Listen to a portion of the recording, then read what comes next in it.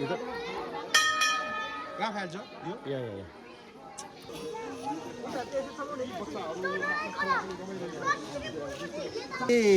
भोग देवीको चाहिँ अब देवी हुनु भएर चाहिँ अब विशेष गरी भोग चढ्ने भनेको नै पाठो र भाले अनि परेवा चाहिँ कसैले उडाउँछन् भने कसैले चाहिँ अब भोग दिन्छन्।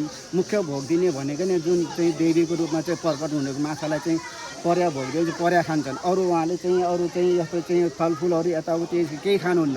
कोही परेवा चाहिँ सानो सानो परेवा छ भने आएर चाहिँ टक्क खाने हो होइन। अरू बाँकी यो अरू यो माछाहरूले चाहिँ फलफुलहरू खान्छन् यताउति खान्छन् र जुन मूल माछाले चाहिँ सिर्फ मांसहरू मात्रै खाने भएर चाहिँ परेवा चाहिँ गर्दाखेरि बलि दिँदा परेवा खान्छ। र कुमारी पाठी पनि देवीले चाहिँ कुमारी पाठी पनि खाँदो हुँदो रहेछ होइन। कुमारी पाठी अब अन्डा नपारेको चाहिँ अब पोथी भइहाल्यो र पञ्चबली दिँदाखेरि तपाईँको 5 बलि पुऱ्याउनु पर्यो होइन। अब राँगो पनि दिनुहुन्छ पञ्चबली राँगो भेडा अब बोका सबै इत्यादि मिलाएर चाहिँ 5 बलि पनि दिन्छन्।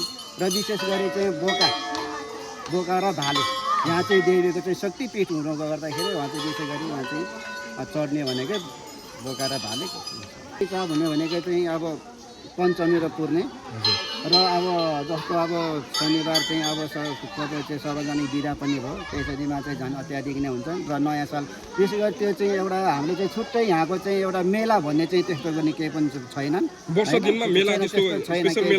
त्यस्तो केही पनि छैन। यो 12 महिना भनौँ न साउन महिनाभन्दा बाहेक र एकादशी र औँसी बाहेक 12 महिना चाहिँ पूजा चाहिँ चलिरहेका हुन्छन्। र त्यस्तो चाहिँ विशेष गरेर यसको चाहिँ मेला भन्ने छैन। तर यो शनिबार र यो नयाँ साल होइन यसमा चाहिँ अत्याधिक भक्तजनहरू चाहिँ यहाँ आउनुहुन्छ।